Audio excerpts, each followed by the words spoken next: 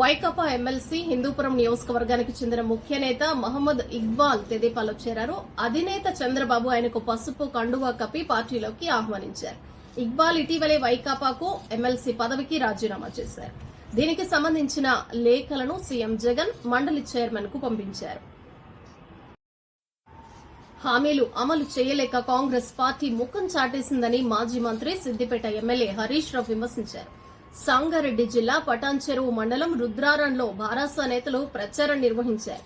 ఈ సందర్భంగా ఆయన మెదక్ లోక్సభ అభ్యర్థి ప్రచారానికి చెందిన రథాలను ప్రారంభించి మాట్లాడారు. రాష్ట్రంలో కాంగ్రెస్ అధికారంలోకి వచ్చి 125 రోజులైనా రుణమాఫీ చేయలేదన్నారు. ఫోన్ ట్యాపింగ్ కేసులో నిందితుడిగా ఉన్న టాస్క్ ఫోర్స్ మాజీ డీసీపీ రాధాకిషన్ రావుతో పాటు మరో 8 మందిపై జూబ్లీహిల్స్ పిఎస్ లో కేసు నమోదైంది. వ్యాపారవేత్త చెన్నపాటి వేణుమాధవ్ ఫిర్యాదు మేరకు ఈ కేసు నమోదు చేశారు.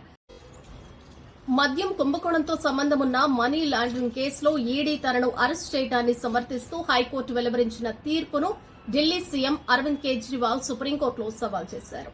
ఈ మేరకు అత్యున్నత న్యాయస్థానంలో వ్యాజ్యం దాఖలు చేసినట్లు ఆయన తరపు న్యాయవాది బుధవారం వెల్లడించారు.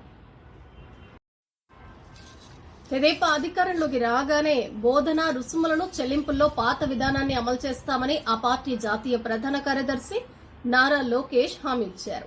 చినకాకానిలోని అపార్ట్మెంట్ వాసులతో నిర్వహించిన సమావేశంలో ఆయన మాట్లాడారు. అధికారంలోకి వచ్చాక కరెంటు ఛార్జీలు తగ్గిస్తామన్నారు.